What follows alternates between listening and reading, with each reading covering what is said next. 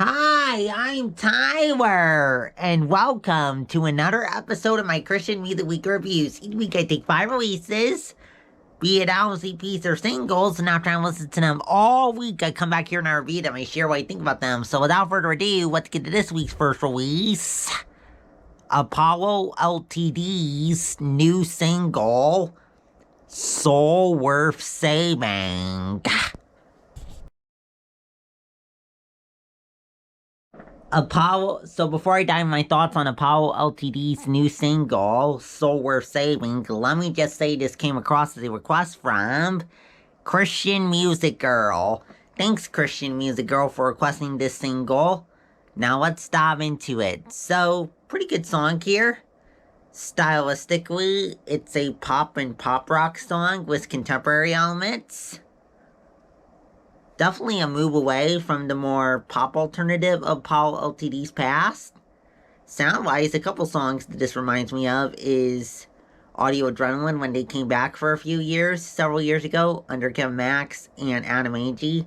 Namely, the two songs that it makes me think of are Kings and Queens under Kevin Max, and then Love Was Stronger under Adam Agee. Again, good single from Paul LTD. And as for the lyrics here, pretty good lyrics here too. Talks about how when you're a hurting soul because of your past and hiding it, know that Jesus in his nail-scarred love is still chasing your soul to save it into a shining diamond. Up next, Citizen's new EP, 1,000 Shores. Citizens, new EP, 1,000 Shores. Let's dive into it. So, pretty good EP here. Stylistically, as a whole, it's an alternative pop rock worship EP here. And as for the lyrics here, pretty good lyrics here. Citizens talks about how we used to hide our false identity and sin, but Jesus, in his loving power, has set us free for him to write a story where we carry his love light that covers us as we hope in an eternity beyond this world, where we understand God more in his presence. Up next, Gable, Price and Friends, new EP, If I'm Being Honest. Gable, Price and Friends, new EP, If I'm Being Honest. Let's dive into it. So, pretty good EP here, stylistically. An alternative pop rock sound that definitely rocks out. And kind of reminds me of the alternative pop rock sound that was often heard in the mid-2000s to early 2010s. Also, too, in addition to the 4 studio songs, we have live versions for 50 milligrams and I Need You. And the live versions and the studio versions, I would say, would sound pretty similar key-wise. And sounds like they perform pretty good, too, live. If those 2 live tracks are any indicator. And as for the lyrics here, pretty honest lyrics here. Gable talks about wanting to be in control, trying to hide his demons of anger while he tries to make this earth heaven. But his mortality helps him to learn to get honest, that he needs to stop running from God, thinking he can do it on his own. And helps him to learn he can grow in the hard times. Up next, Dara Maclean-River's new album, River. Dara Maclean-River's first new album in almost 9 years, River. Let's dive into it. So, pretty good comeback album here, even if it's a change from her sound in the past. Earlier in her career, her sound was more pop. But on this album, well, there are still some pop, contemporary, and country elements to be found.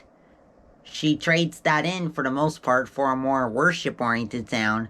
I think it would have been interesting if Dara had done a pop album to see if she would have tried to go for a more modern pop sound, or to see how her sound in the early 2010s would pair up in today's pop world. But she sounds really good as a worship artist, so I really enjoy this album and no complaints over her doing a sound change here. And as for the lyrics here, love the lyrics here. Give such a beautiful description of God's love for us.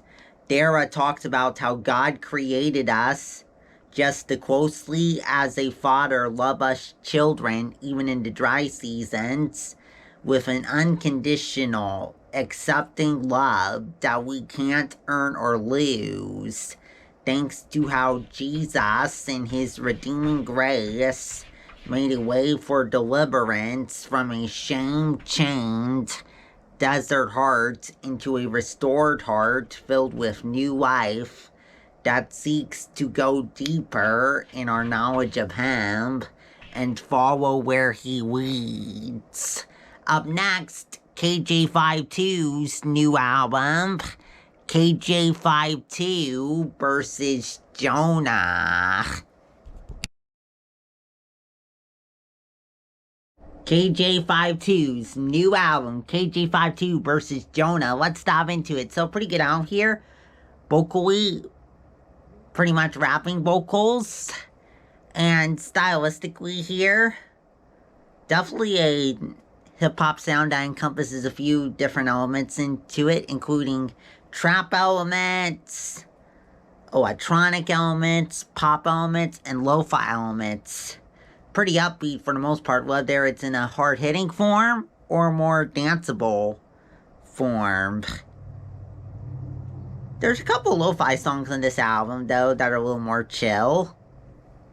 And as for the lyrics here, pretty good lyrics here, too. KJ52 talks about how he put his faith in Christ, who was crucified to save him from God's wrath of death into new life, where KJ52 has peace, relying on God and his grace to give him strength in weakness to share his message with this broken world.